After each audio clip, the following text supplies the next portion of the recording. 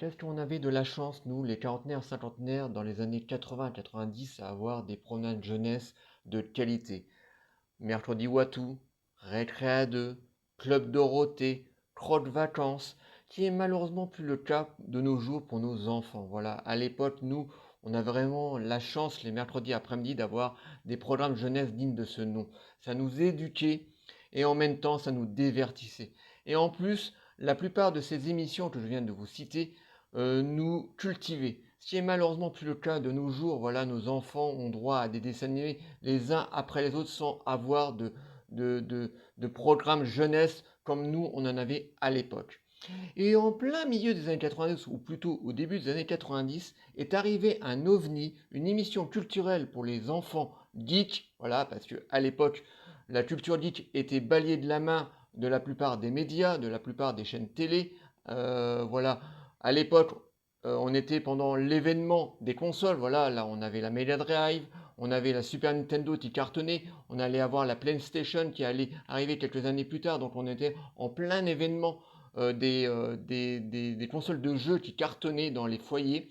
Bon, l'ordinateur, lui, de son côté, était encore à la traîne parce que on n'avait pas encore Internet et bon, c'était assez onéreux pour beaucoup de familles de ces années, de ces années-là. Donc, l'ordinateur était pas encore super implanté comme il est implanté de nos jours. Donc, on avait tous ces programmes télé qui nous enrichissaient et donc en 1991, le 3 juillet 1991, arrive une émission culturelle geek sur la 5, voilà, cette chaîne qui a malheureusement disparu, voilà, qui a duré une dizaine d'années, qui était franco-italienne, donc c'était financé par le président Berlusconi, est arrivée donc une émission geek qui est Babylone.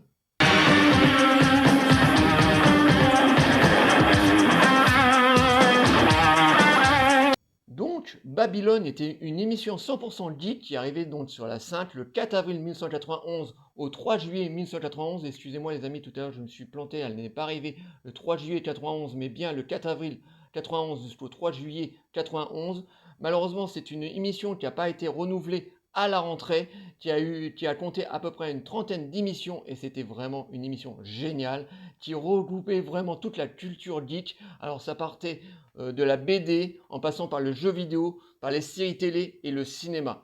Et cette émission géniale était présentée par un présentateur tout aussi génial et complètement déjanté, Nouma Rodingil. Alors ce présentateur était vraiment super, il était super dynamique, il était fan de la culture geek et ça se voyait et il présentait vraiment merveilleusement cette émission qui était géniale.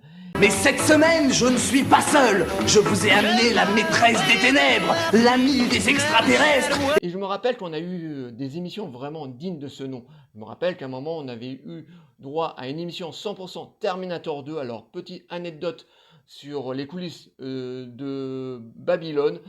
Au moment où le film Terminator 2 était en train de se tourner, les Américains avaient envoyé en Europe et dans le reste du monde quelques copies de teaser de ce fameux Terminator 2 qui était en train de se tourner. Donc le teaser de Terminator où on voyait Schwarzenegger dans une usine avec son endosquelette en train de se construire. Donc une teaser que j'avais déjà mis dans une de mes vidéos, mais là je vais vous remettre un petit extrait pour vous rafraîchir un petit peu la mémoire.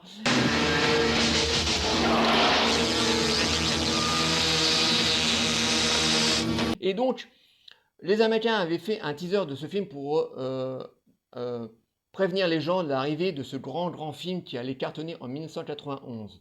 Mais tout était bloqué autour du film. On ne savait pas ce que allait réellement raconter l'histoire et tout était bloqué autour du film. Et donc, il y avait deux copies qui traînaient à Paris en 1991 et l'équipe de Babylone a voulu absolument mettre la main sur ces bobines et pourtant le film à l'époque était produit par Canal+, enfin c'était Canal+ qui allait produire le film en France, donc qui est toujours le cas de nos jours, hein. La plupart des éditions DVD ou Blu-ray sont toujours produits par Canal+, et Babylone a fait des pieds et des mains parce qu'ils savaient très bien qu'en retenant ce teaser dans leur émission, que ça allait exploser les audiences et c'était bien sûr le cas, ont tout fait pour approcher la production et avoir un teaser. Donc ils ont eu ce teaser, donc ils ont mis la part belle à Canal+, voilà, ils ont un petit peu couper l'herbe sous le pied de Canal+ en passant le teaser. Donc cette émission était géniale parce que c'était la première fois où on voyait des images de ce fameux film de Terminator 2 qui a cartonné à la fin de l'année 91. Et 2, ça veut dire Terminator 2. Il paraît que le film est génial. En tout cas, tout ce qu'on sait, c'est que le budget est énorme. Je me rappelle aussi d'une excellente émission avec Marc Hamill. Alors, l'anecdote de cette émission, il y avait donc Nouma Rodingy qui était parti à l'époque à Arkham, donc une boutique geek de BD et de DVD et de Blu-ray. Bon, à l'époque c'était des VHS qui existent toujours de nos jours, voilà, sauf que le nom a changé. Il se promenait tranquillement dans cette boutique un samedi matin et un jour il voit un homme avec une capuche qui était en train de regarder les DVD et les BD, et c'était Marc Hamill qui était de passage sur Paris. Rodingy lui commence à lui parler de cinéma et de la trilogie Star Wars, bien sûr, parce qu'à l'époque on n'avait encore qu'une trilogie, il commence à lui parler en disant qu'il est présentateur d'une petite émission de télé pour enfants qui vient tout juste de démarrer. Et Marc Hamill, très sympa, lui dit, écoute, c'est super et tout, si tu veux, moi je peux passer dans ton émission, voilà, j'ai rien à faire de particulier, voilà, j'ai pas de promotion, je peux passer dans ton émission. Et Rodingy, très content de rencontrer Marc Hamill, dit, bon, écoute, on a un enregistrement qui va se faire demain matin, si tu veux, tu es le bienvenu. Et donc, on a eu droit à une émission 100% Star Wars avec le grand Marc Hamill qui a voulu enregistrer une émission vraiment, mais comme ça, vraiment à l'arrache comme ça, mais vraiment avec gentillesse. Et cette émission a été vraiment géniale, voilà, parce qu'on a Marc Hamill qui était là et qui jouait vraiment le jeu. Et Rodingy, à un côté, on le voyait, il était vraiment comme un gosse, heureux d'avoir cet acteur de Star Wars. Donc cette émission était géniale. Alors, monsieur Marc Hamill, vous allez jouer dans Flash? Yeah, Flash is one of my favorite television shows. I collect the comic books and Je me rappelle aussi d'une émission 100% Tortue Géniale, voilà, Tortue Géniale, qu'est-ce que je raconte? Les Tortues Ninja, voilà, 100% Tortue Ninja, parce qu'on avait eu les droits à peu près à la même période au tout premier film Tortue Ninja, et ensuite le numéro 2, donc une émission 100% Tortue Ninja.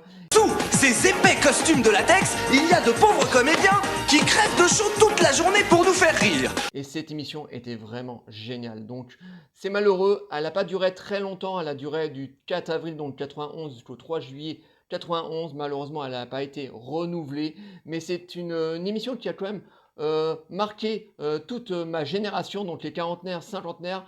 Nous, on s'en rappelle très très bien. Malheureusement, bien entendu, la génération auparavant ne l'aura pas du tout connue, mais c'était une émission très importante pour nous parce que c'était vraiment la première émission sur la culture geek. À l'époque, la culture geek était vraiment rejetée par la plupart des médias et la plupart des chaînes télé. Bon, on avait des programmes jeunesse, comme je vous disais en début de vidéo, mais pas d'émissions sur la culture geek, que ce soit sur les jeux vidéo ou sur le cinéma et les séries. Voilà, c'était très très rare et c'était une émission vraiment qui a marqué toute une génération. Et on est arrivé avec ça, on leur a dit, on vous fait un truc que vous avez jamais vu. Xavier Couture. Fait par des bouts de ficelle, on sentait qu'ils n'avaient pas un énorme budget parce que Nouma Rodingy tournait ses émissions devant des fonds verts, mais c'était vraiment excellent. Voilà, c'était très dynamique. On avait vraiment une émission riche sur toute la culture geek. Voilà, ça parlait, je vous dis, ça pouvait partir de la BD jusqu'aux jeux vidéo. Vraiment, c'était vraiment génial et c'était vraiment une émission, moi, qui m'a profondément marqué. Je sais que vous aussi, ça vous a marqué parce que comme vous avez à peu près mon âge, parce que voilà, je vais souvent sur YouTube Studio et je vois souvent que la plupart de mes chers abonnés ont à peu près mon âge. On a aussi depuis pas longtemps des abonnés plus jeunes et ça c'est très très bien que vous vous intéressez à un cinéma nostalgique comme moi, voilà, parce que moi je suis un gros nostalgique du cinéma des années 70, 80, 90 et puis bien sûr on fait aussi de l'actualité, beaucoup d'actualité avec David, mais voilà, nous on est très très nostalgique de ce cinéma là et de tous ces émissions là, donc je suis très content que j'ai des abonnés plus jeunes qui viennent faire un petit tour sur notre chaîne. Donc cette émission a été vraiment géniale, qui m'a profondément marqué et c'était une émission qui était vraiment géniale, la grande émission Babylone. Elvira! Hello, kids. Mistress of the Dark.